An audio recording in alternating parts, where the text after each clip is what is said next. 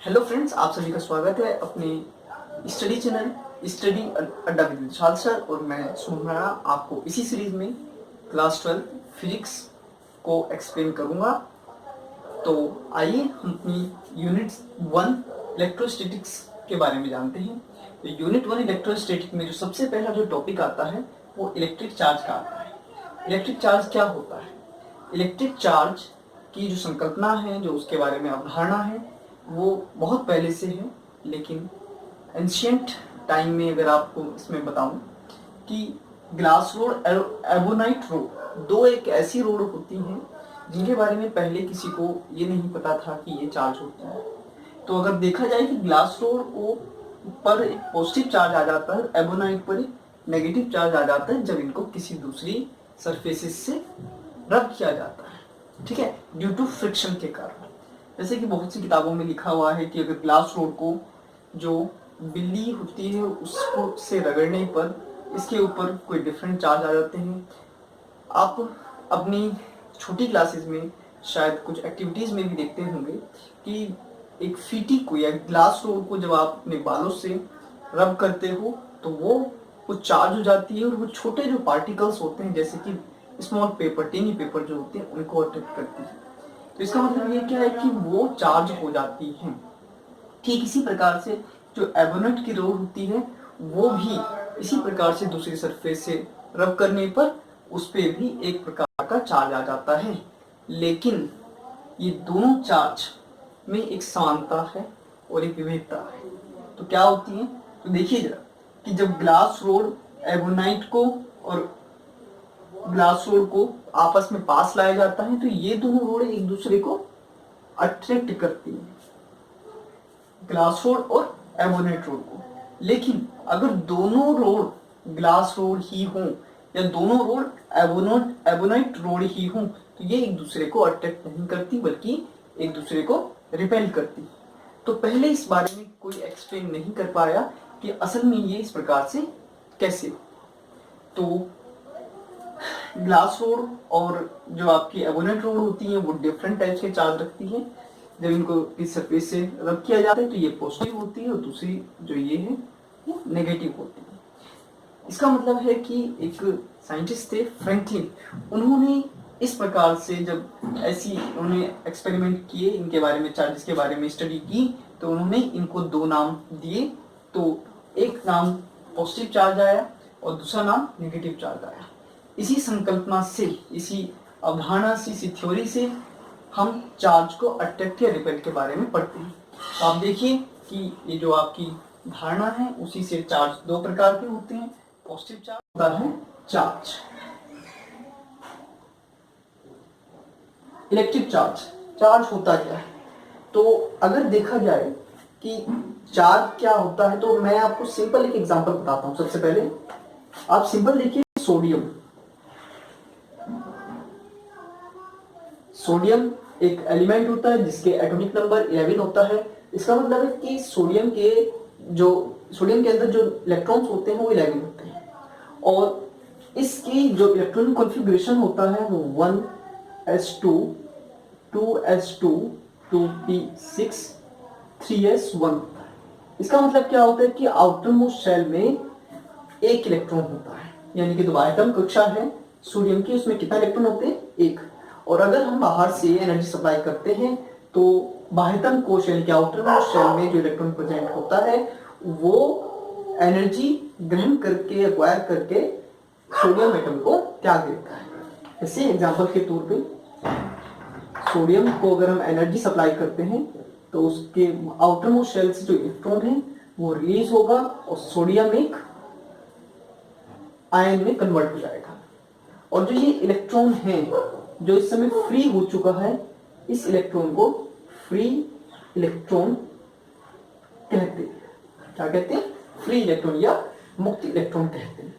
तो देखिए ये एक सोडियम का केवल मैंने एक एटम लिया है यहाँ पे, और जब हम किसी भी एलिमेंट या किसी अदर कंडक्टर्स की बात करते हैं तो उनमें डिफरेंट टाइप्स के, या ये कहें कि नंबर ऑफ फ्री इलेक्ट्रॉन्स होते हैं काफी ज्यादा मात्रा में।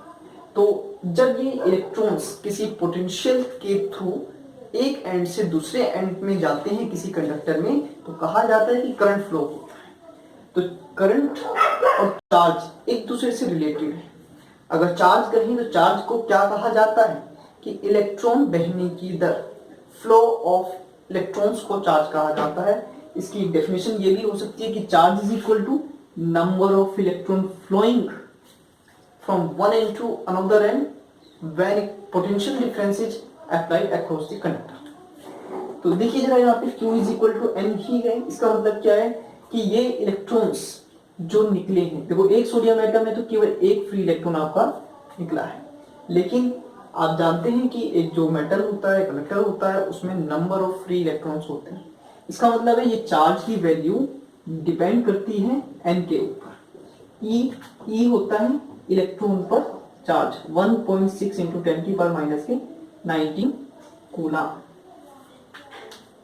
तो आप सभी जानते हैं कि एक इलेक्ट्रॉन पे कितना चार्ज होता है 1.6 इंटू 10 की पावर माइनस के 19 कूलम। कूलम को ये कूलम क्या होता है ये भी बता देते हैं। देखिए कूलम जो होता है वो चार्ज की एक यूनिट होती है, ठीक है। तो चार्ज चार्ज की यूनिट क्या होती है, कूलम। अब हम इसके बाद जो इससे रिलेटेड टॉपिक्स हैं उसके बारे में देखते हैं। अब मैं एक सिंपल बात बताता हूं आपको कि इलेक्ट्रिफिकेशन क्या होता है। तो इलेक्ट्रिफिकेशन के बारे में अगर हम बात करें तो किसी भी कंडक्टर का इलेक्ट्रिफिकेशन होने का मीनिंग होता है कि वो चार्ज हो गया है। और कोई भी कंडक्टर अगर चार्ज की बात करते हैं तो उसमें दो प्रकार के चार्ज संभव है। कौन कौन से चार्ज दो प्रकार के होते हैं, एक पॉजिटिव चार्ज होता है और दूसरा नेगेटिव चार्ज होता है। इसका मतलब है कि जो कंडक्टर है वो दो प्रकार से इलेक्ट्रीफाई हो सकता है, पॉजिटिव चार्ज और नेगेटिव चार्ज। कैसे, एग्जांपल के तौर पे जैसे आपने देखा कि अगर सोडियम एक एलिमेंट है, अगर वो इलेक्ट्रॉन को त्याग देता है तो ये त्याग देने का निकल जाता है तो सोडियम के ऊपर पॉजिटिव साइन आ जाता है। लेकिन अगर कोई क्लोरीन एटम है वो एक इलेक्ट्रॉन को ग्रहण करता है तो उसके ऊपर नेगेटिव चार्ज आता है। तो यानी कि दो प्रकार के चार्जेस संभव हैं, एक पॉजिटिव चार्ज और दूसरे नेगेटिव चार्ज। तो ठीक पॉजिटिव चार्ज और नेगेटिव चार्ज ये दो चार्ज प्रेजेंट होते हैं आपके। इसके बाद आप एक विशेष बात इसमें यहाँ पे ध्यान रखेंगे कि पॉजिटिव चार्ज और नेगेटिव चार्ज ये दोनों एक दूसरे को इंटरेक्ट करते हैं। आप सभी जानते हैं कि जो अपोजिट चार्ज है वो एक दूसरे को इंटरेक्ट करते हैं और जो सेम चार्जेस होते हैं चाहे वो पॉजिटिव हो या फिर नेगेटिव ये एक दूसरे को रिपेल करते हैं। ये बात आप विशेष तौर पे ध्यान रखें। अब मैं अगर एक बात आपसे पूछूं या आपको बताऊं कि किसी भी कंडक्टर के इलेक्ट्रिफिकेशन यानी कि आवेशित होने का कारण क्या होता है, तो पॉजिटिव चार्ज भी है आपके पास और नेगेटिव चार्ज भी है, लेकिन दोनों पे पॉजिटिव या नेगेटिव आने का कारण केवल इलेक्ट्रॉन्स होते हैं, प्रोटॉन्स नहीं होते। ठीक है, कैसे आप सभी जानते हैं, क्योंकि अगर सोडियम एलिमेंट से एक इलेक्ट्रॉन निकल जाता है तो धनात्मक आवेश, पॉजिटिव आवेश आता है, जबकि अगर एक इलेक्ट्रॉन को ग्रहण किया जाता है, एक्सेप्ट किया जाता है इलेक्ट्रॉन को, तो नेगेटिव आता है। तो यानी कि पॉजिटिव और नेगेटिव दोनों में इलेक्ट्रिफिकेशन का रीजन इलेक्ट्रॉन ही है। इसका मतलब आप यहाँ पे नोट करेंगे कि किसी भी कंडक्टर के इलेक्ट्रीफाई होने का जो बेसिक रीजन होता है वो इलेक्ट्रॉन होता है। यानी कि जो किसी भी कंडक्टर के इलेक्ट्रिफिकेशन के लिए केवल इलेक्ट्रॉन्स रेस्पॉन्सिबल होते हैं, प्रोटॉन्स रेस्पॉन्सिबल नहीं होते। ये बात आप विशेष तौर पे ध्यान रखें। अब इससे रिलेटेड मैं आपको एक बात और बताता हूं कि क्वांटाइजेशन ऑफ चार्ज की बात करते हैं। क्वांटाइजेशन ऑफ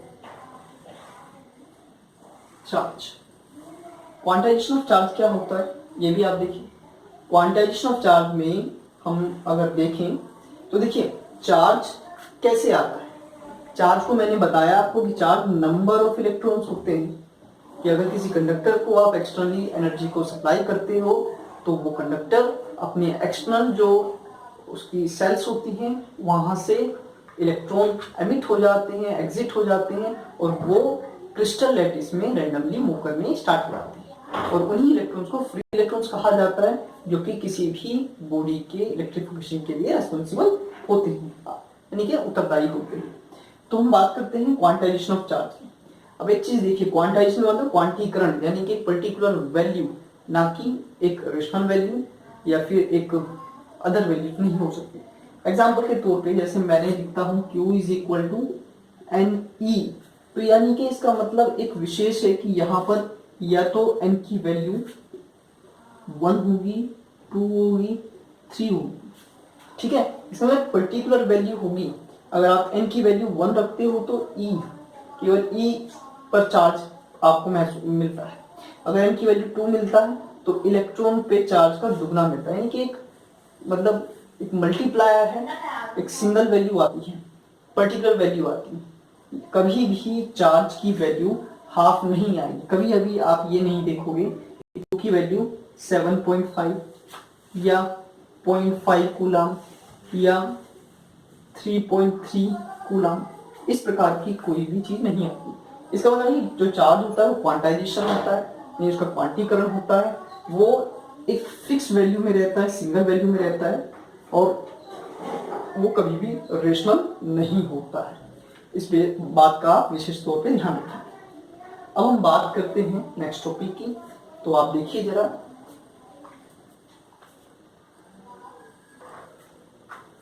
अब हम कूलम्ब्स लॉ के बारे में पढ़ेंगे जो हमारा सबसे पहला टॉपिक है।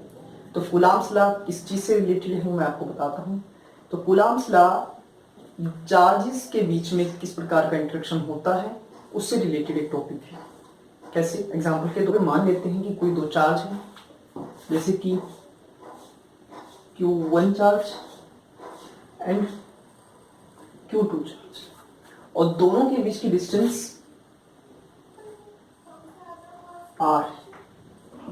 तो आप सभी ध्यान रखेंगे कि कोई दो चार्ज जिनके बीच की डिस्टेंस R होती है या कोई R दूरी पे सेपरेट जो चार्जेस होते हैं वो एक दूसरे से इंटरेक्शन रखते हैं। इंटरेक्शन का मतलब होता है आपका कि वो या तो एक दूसरे के ऊपर अट्रैक्शन फोर्स लगाते हैं या रिपल्सन फोर्स लगाते हैं। वो डिपेंड करता है कि चार्ज की नेचर कैसी है। अगर दो सेम चार्ज होंगे तो वो एक दूसरे को अट्रैक्ट करेंगे, वो रिपेल करेंगे, और जो अपोजिट चार्ज होते हैं वो एक दूसरे को अट्रैक्ट करते हैं। इस प्रकार से ये चलता है। तो जो इंटरेक्शन फोर्स इन दोनों चार्जेस के बीच में लगता है वो डिपेंड करता है Q1 और Q2 की नेचर के ऊपर। एग्जांपल के तौर पे मान लीजिए कि अगर ये दोनों पॉजिटिव चार्जेस हैं तो Q1 चार्ज Q2 चार्ज को रिपेल करे और Q2 अगर वो भी पॉजिटिव है तो ये इसको रिपेल करेगा। यानी दोनों चार्जेस की डायरेक्शन अपोजिट हो सकती है।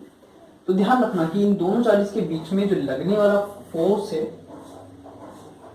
वो डिपेंड करता है दोनों चार्जेस के मैग्नीट्यूड के ऊपर, मैग्नीट्यूड के डायरेक्टली प्रोपोर्शनल।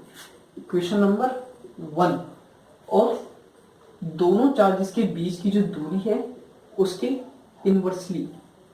इसका मतलब है कि जो फोर्स है वो इनवर्स स्क्वायर लॉ को फॉलो करता है। अगर आप इन दोनों को मिक्स कर देते हैं, इक्वेशन नंबर 1 को और इक्वेशन 2 को, तो इक्वेशन बनती है Q1 Q2 upon R square. और प्रोपोर्शनलिटी के साइन को हटाने के लिए हम एक कांस्टेंट का इस्तेमाल करते हैं जिसको K कहते हैं, Q1 Q2 upon R square.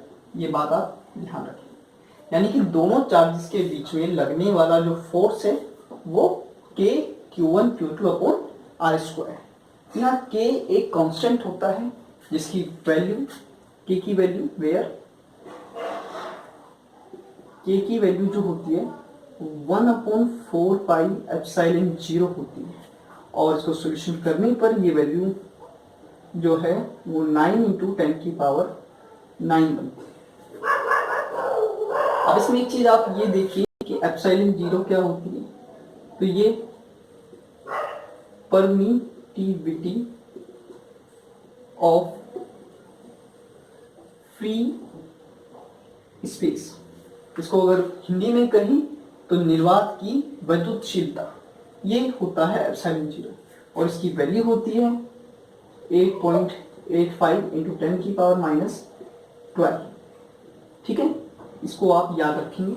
Epsilon 0 की वैल्यू होती है ये न्यूटन मीटर स्क्वायर पर कूलम्ब स्क्वायर।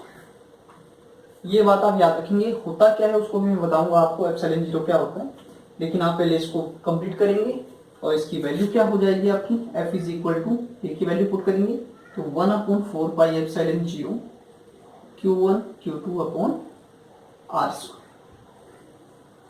ये वैल्यू होती है आपकी। यानी किन्हीं भी दो चार्जेस के बीच में लगने वाला जो फोर्स होता है वो F is equal to 1/4 pi epsilon 0 Q1 Q2 upon R square होता है। इस विशेष तौर पे इसको याद रखिए। ये अभी मैंने दोनों चार्जेस को पॉजिटिव माना था। जरूरी नहीं है कि दोनों चार्ज पॉजिटिव हो या दोनों चार्ज नेगेटिव हो, ये किसी भी नेचर के हो सकते हैं। इसीलिए इस समय हम इनके फोर्स की डायरेक्शन को रिप्रेजेंट नहीं कर रहे हैं। ये बात आप ध्यान रखिए। केवल दोनों चार्जेस को मैंने स्केलर फॉर्म में लिया है। इस समय यहाँ पे हम डायरेक्शन को मेंशन नहीं कर रहे हैं, केवल इस बात को बता रहे हैं कि दोनों चार्जेस के बीच में जो लगने वाला फोर्स है वो कितना होगा, यानी कि दोनों चार्जेस एक दूसरे को किस प्रकार इंटरेक्ट करते हैं। तो आप इसको ध्यान से देखें। अब मेन बात आती है कि ये एप्सिलॉन 0 क्या होती है। तो आप ध्यान रखेंगे एप्सिलॉन 0 मैंने बताया परमिटिविटी ऑफ फ्री स्पेस। आपको इसमें बताता हूं कि चार्जेस के बीच में जो लगने वाला फोर्स है ये F, ये डिपेंड करता है एप्सिलॉन 0 पर। एप्सिलॉन माने होता है परमिटिविटी ऑफ फ्री स्पेस, का मतलब एक प्रकार से मीडियम। मान लीजिए कि Q1 और Q2 दो चार्जेस जो हैं, अगर उनके बीच में किसी दूसरे मीडियम को रख दिया जाए, एग्जांपल वैक्स, मोम, ऑयल या पेपर, तो इनके बीच में लगने वाले फोर्स की वैल्यू कुछ डिक्रीज हो जाती है। तो ध्यान रखना कि इस समय हमने एप्सिलॉन 0 इसलिए लिखा हुआ है क्योंकि ये फ्री स्पेस के लिए है। फ्री स्पेस का मतलब होता है कोई भी मीडियम प्रेजेंट ना होना, इसका मतलब एयर या वैक्यूम।